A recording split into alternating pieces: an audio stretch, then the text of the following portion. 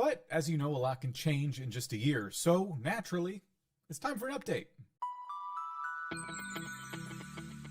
Hello, I'm Dan, and this is vidIQ. We are obsessed with creators just like you, and today I'm speaking specifically to gaming creators. And I have a question for you before we get started. Did you start a gaming channel in 2020? Or were you thinking of starting one soon here in 2021? We'll be talking about a lot today, and whether you already started a gaming channel or you're about to start one, these tips should apply in either case. First, we're going to start with some just general advice. How often you should upload, how many games maybe you should play in your channel, and some of the biggest mistakes to avoid. Once that's out of the way, I'm going to help you come up with some ideas that will fuel your gaming channel throughout the entirety of 2021, because it can be really demotivating to run out of content ideas, and I want to help you avoid that at all costs. And you're going to want to stick around, because after we cover all of that, I'm going to leave you with a tip that could earn your channel a ton of views in a very short amount of time. So I've been at vidIQ now for about a year, and in my first video to you guys, I told you to play just one game in your channel.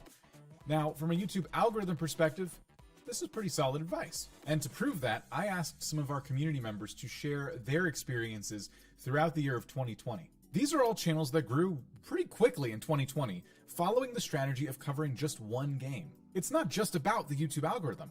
It's about having a strong focus and resisting the urge to follow all of your passions at once. Now, most gamers enjoy more than one game.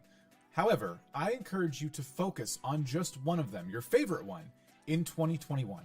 Then, I want you to take all of your other favorite games and simply use them as a way to unwind. As content creators, we only have so much creative energy, so having a focus will make sure you spend that energy in the right places. Not only should you reserve that creative energy for as few games as possible, you should also be reserving it for the rest of the YouTube creation process.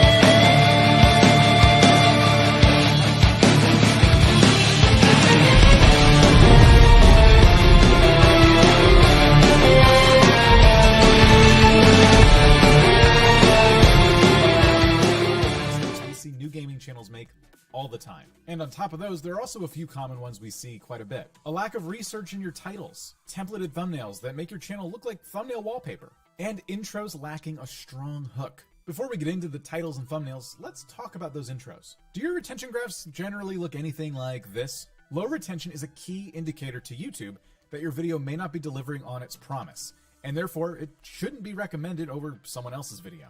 Your introduction should be strong. Try not to just sit on the menu screen of your game and talk about what you would like to do in today's video. Waste no time getting to the meat of your video. The goal here is to make it impossible for someone to click away. The title of your video actually makes a promise to the viewer, so make sure they have all the confidence in the world that when they click on that video, you're going to deliver on that promise. So, titles and thumbnails. The thing that gets your video that click in the first place. A good title will help your video pop up in the search results, and once there, the thumbnail will help you stand out amongst the crowd. We actually have a tool here at vidIQ that I want you to start using for every single video you make. Before you publish your video, you can try out different titles and compare them against everybody else's. In the case of my video here, let's try Baby Yoda in Minecraft. If we hit preview,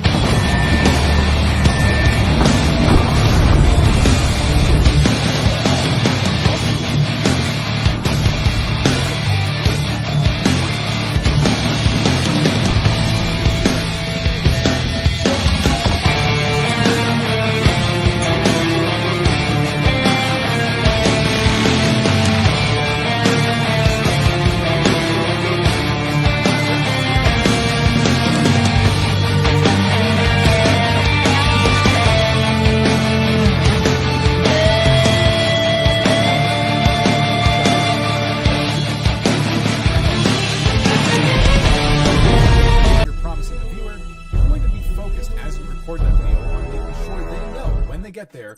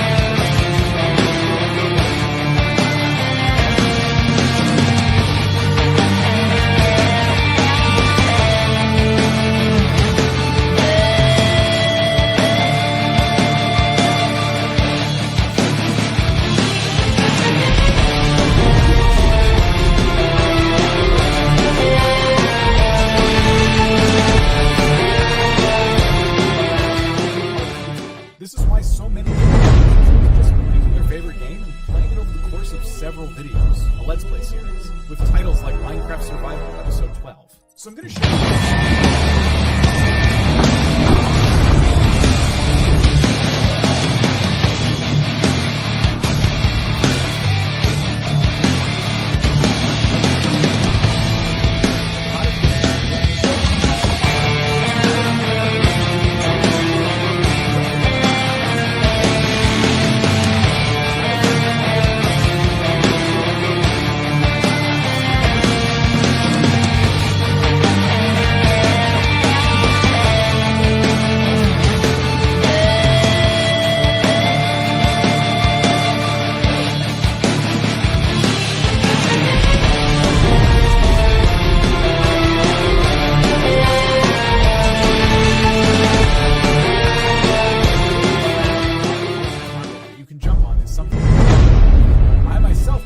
This with great success when I saw that Minecraft released a Star Wars mashup pack on the marketplace. I jumped on it as fast as I could.